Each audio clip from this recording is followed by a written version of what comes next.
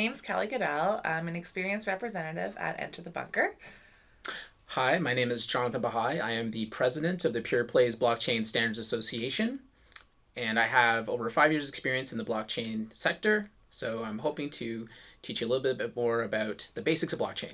You told me it's basically a database, right? Yes, a blockchain is a database. It is distributed, decentralized, trustless, and immutable. Basically, those are all the elements that make up a blockchain. Okay, so I've heard those words thrown around all the time, but what does this mean?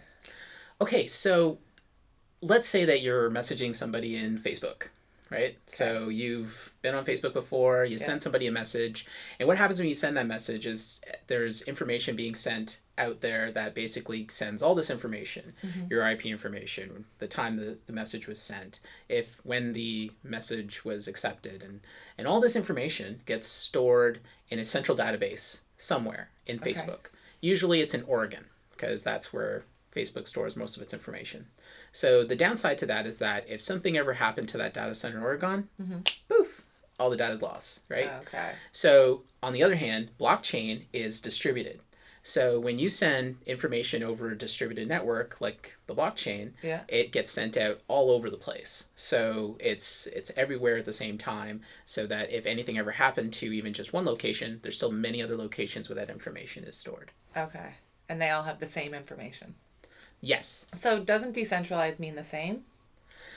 Decentralized is a little different. So what we just talked about is the distribution. That's all about the location of the information. But what we're talking about now is decentralization. That's about the control of the information. Okay. Right? So when you go to your local bank, all right, the bank owns everything, right? They own the information about the money that should be in your account. Right? So they can add and edit or change it however they want to because it's centralized. It's controlled by that bank. Okay. And so the information in the bank database, controlled by them. They have it. Yeah. Right? So we put our trust in the bank to hope that the money that's being kept there is being kept safely. Now, in countries like Canada and a lot of Western countries, that's generally, a lot of people trust it and they're okay with that. Yeah. Other countries in the world, hasn't really happened so much, right? We can see what's happened with Greece recently. We can see what's happened in other countries, Venezuela, places where banks have effectively seized funds of the people who deposit with them, and it's become a problem. Yes. Right. So in different parts of the world, that's something that has higher value than other parts of the world, but it's an important factor. Okay. The fact is that it's a centralized database. Somebody controls it. A government or an institution or organization controls it. Okay. On the other hand, when it comes to blockchain, it's decentralized because what happens is when the transaction goes on the Bitcoin network or any other kind of blockchain network, all that information gets spread out amongst all these different nodes that are mining the network, right? Okay. And so then at that point, what's happening is that transaction, when it's everywhere and being validated by so many different parties, no one party can actually change that. Okay. So at the end of the day, you end up with all these transactions that happen with everybody around the world saying, yes, these transactions happened, and they move forward. Okay. As of January of this year, there was over 64,000 blockchain nodes that are mining the Bitcoin network.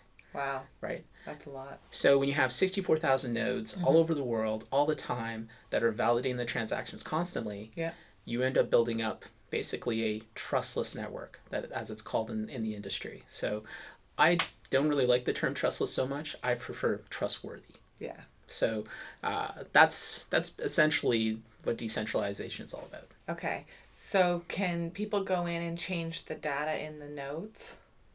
So the very nature of the way the transactions happen make it very difficult to do that. Okay. So every time you're doing a transaction, as we talked about before, a block is being created and then another block is created, and each block is cryptographically secured to the next block. Okay. Right?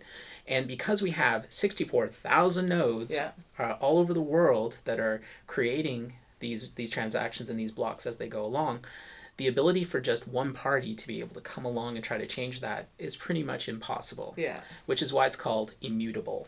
Okay. Because it's decentralized. Unlike centralized, where if there was one single entity that was running a blockchain, it's very easy for them to be able to just go and change it up. Yeah. Right? But where it's spread out, it becomes immutable, it becomes trustless, or trustworthy, as I like to call it. Yeah. Right on. So all the transaction information is made public records?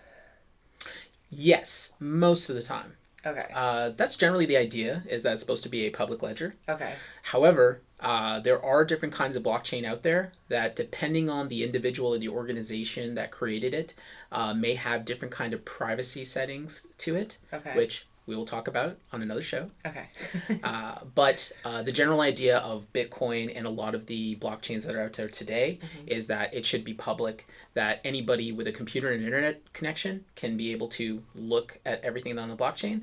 They can even set up a node and connect to that blockchain and even verify the transactions themselves. So anybody with the computer and the internet can access a public blockchain. Isn't that user's information compromised? So say if I sent you $1,000, wouldn't everybody know all of my information? Okay, so that's not necessarily the case. Okay. This is really cool. This is really what's really cool about blockchain. So All right. let's say, for example, that you rented a room. Well, you rented an apartment or a house, Okay. and you have roommates. Let's say you have 4 roommates, and they each have a key to the house. Okay. Right? So within the blockchain, there is what's called a public and a private key. All right? Okay. The public key is something that everybody sees, but the private key is only your own. Okay. All right? All right. So, so you have the house. You have roommates. Mm-hmm. They each get a key, and we'll call that the Public key. public key, right? Right. So, and then of course you still have your Private key. private key. Okay.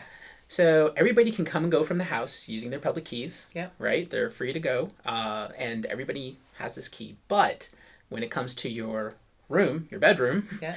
of course you're gonna have your Private key. private key. Okay. So that way, so everybody has general access to be able to come and go, but they still can't get into your private space. Okay. Right? Yeah. So likewise, let's say that somebody wanted to give you a note. Yeah. They could take a note, slip it under your bedroom door, Yeah. and nobody would be able to read that note because nobody has the Private key. private key. Which is right? only mine. Which is only yours. All right. Right.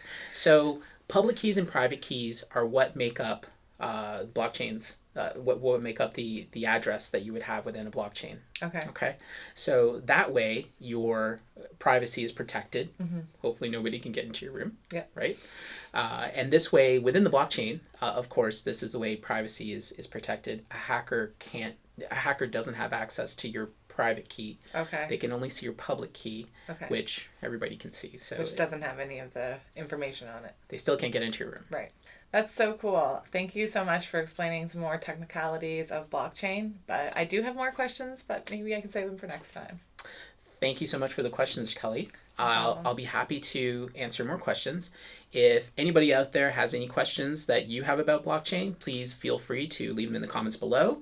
I'll do my best to try to answer them. In the meantime, if you like this video, be sure to smash those likes, be able to subscribe, ding that bell so that you make sure you don't miss a single episode, and we'll be back next time with more on blockchain.